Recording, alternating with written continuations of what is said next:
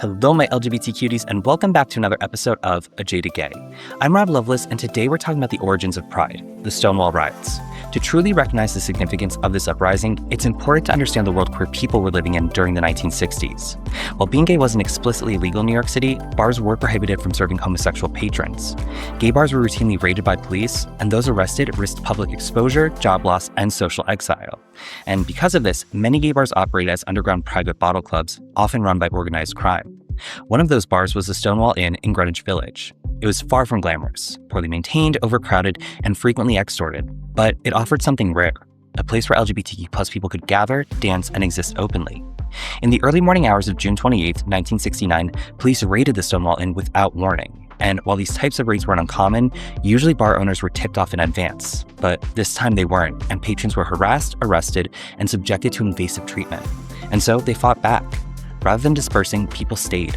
Crowds grew, anger that had been building for decades finally boiled over, and what followed were several nights of protests, clashes with police, and public resistance in the streets of Greenwich Village.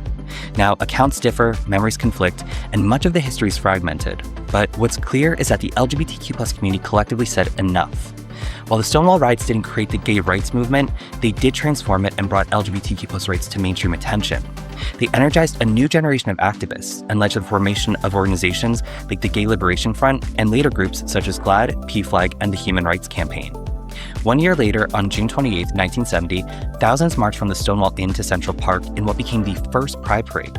Similar marches took place in Los Angeles and Chicago, and within a few years, Pride events spread across the United States and around the world. Today, Pride celebrations every June trace their origins back to Stonewall. The bar still stands, and in 2016, it was designated a national monument, recognizing its lasting impact on civil rights history. Stonewall endures today because it represents a moment when a marginalized community refused to be silent any longer, and it reminds us of the ongoing responsibility to advocate for LGBTQ+ equality. So if you want to dive deeper into the Stonewall Riots and its lasting legacy, check out the podcast episode and blog post linked below.